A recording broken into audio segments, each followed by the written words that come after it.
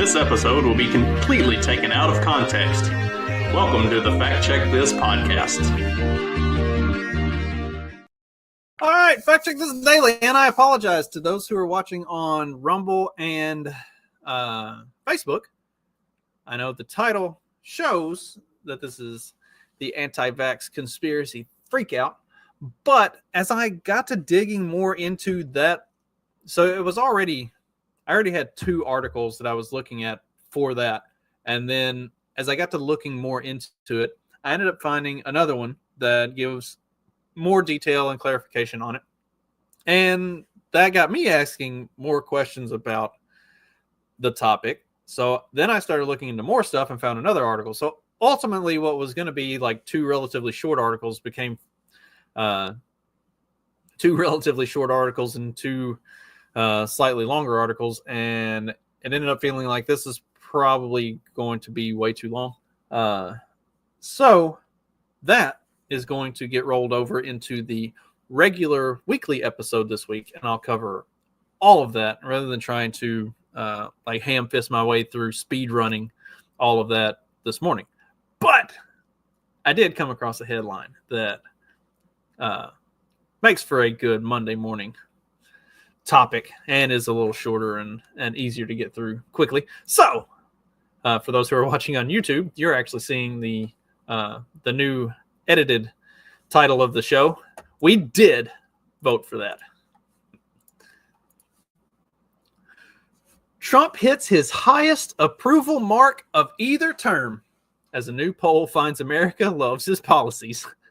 The polls also contain a warning for key area where voters want more administration focus. What a difference 4 years can make. Polls are showing Donald Trump's early moves in office are yielding the highest approval ratings of either of his terms in the White House, a stark change from when he left office in early 2021 with the lowest support in his presidential career. Overall, 53% of respondents approve of the job Trump was doing, according to a CBS News YouGov poll conducted in early February. To get over 50% of respondents to say a president is doing a good job is like almost unheard of. So like that's pretty impressive. I mean, especially when you consider like CBS and YouGov, their polls are known to skew pretty liberal. And when I say pretty liberal, I mean like a lot of times it's hot garbage liberal. If you look at a lot of, especially the YouGov polls, man, they really lean hard left.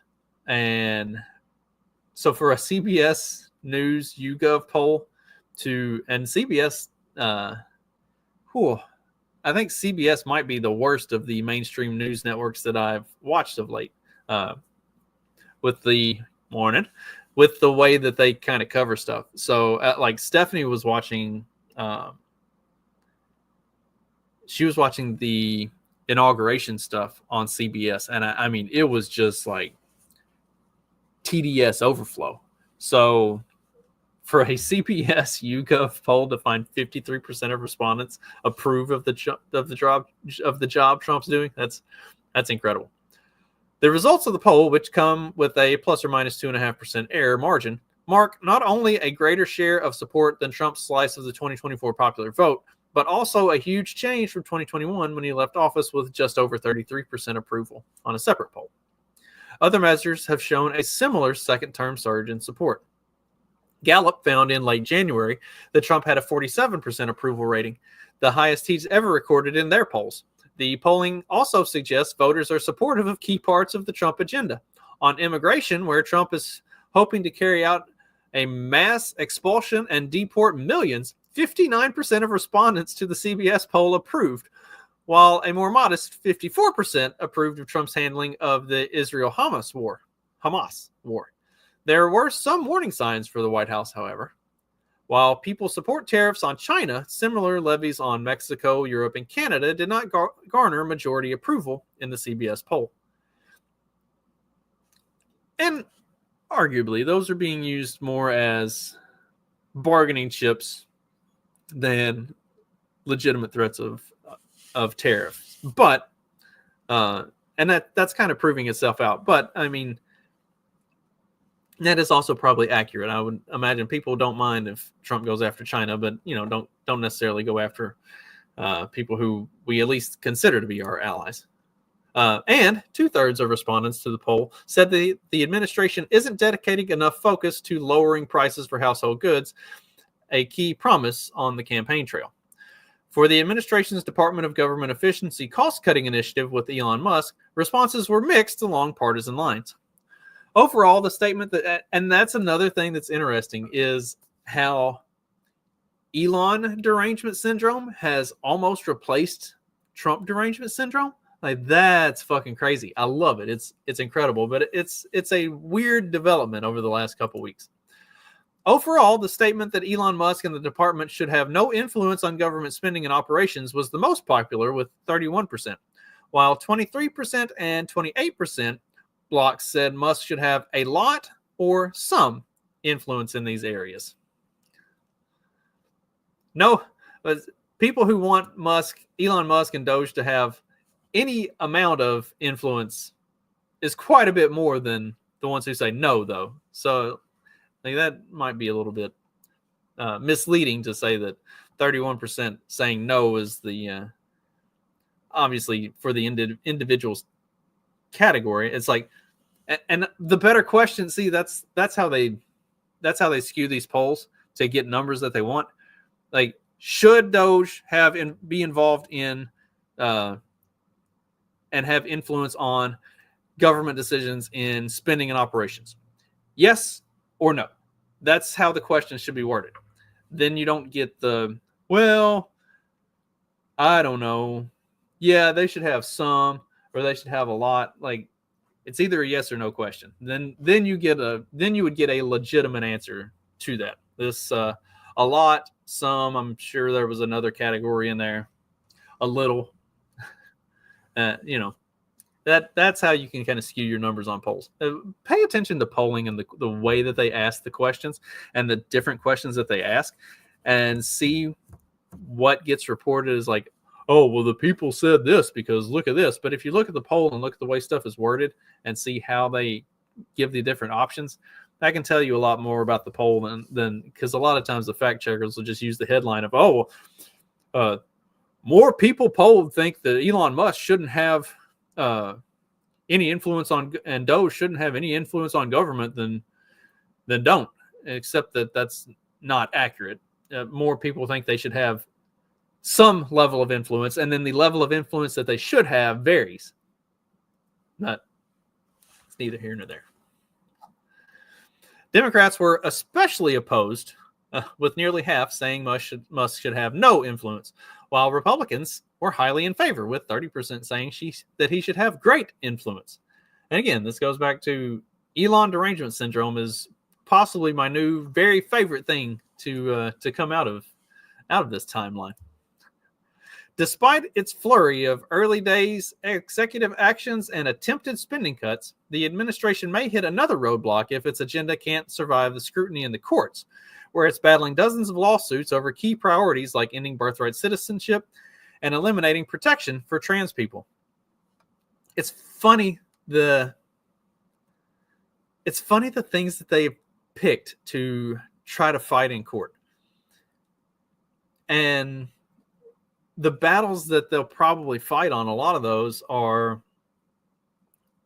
either in some cases going to be long and bothersome to fight something that may or may not really matter, like the protections for trans people. The protections are, I'm not going into like great depth on this. The decision to fight that is it's a virtue signaling. It is really the only way to describe that. Like, they're doing it because that appeals to a significant portion of their base, except that it's not actually that significant of a portion of their base. It's just a portion of their base that's the loudest and the most fucking insane. So the Democrats will fight that because they feel like they have to, even though it's very potentially a losing battle. And in the event that they won, they really get nothing out of it. Whereas some of the other things that you would have thought they would have been more opposed to, they've just kind of let it go and aren't really doing anything about it. So it shows you where, like, the Democrats learned literally nothing from this election, and they're choosing to fight the battles on the talking point type stuff, the buzzword type stuff, instead of going after things that they might have a legitimate chance and that would actually be principled positions for the Democratic Party based on what they supposedly stand for as a party. Whether you and I agree with any of those things is a whole other conversation. They're terrible, terrible, terrible people, and they deserve to lose all of these. But the fact that they've chosen to fight battles on just like the buzzwordy dumb shit is highly entertaining. And I fucking love it. The wins keep coming. Every week brings new things that the most insane leftists completely freak out and lose their shit about, while Trump and Elon and the administration continue to do the things that all of us voted for. These are like, oh, are you happy now, MAGA? Is this what you voted for? Yes, absolutely. 100%. I voted for all of this, and I voted for everything else that he might do that you think is horrible and terrible. Like, I personally have been on record multiple times saying everything terrible and bad that the left thinks Donald Trump is, I hope he's worse. Project 2025 doesn't go far enough, because Project 2025 doesn't actually do the thing, or doesn't actually say any of the things that they say that it does.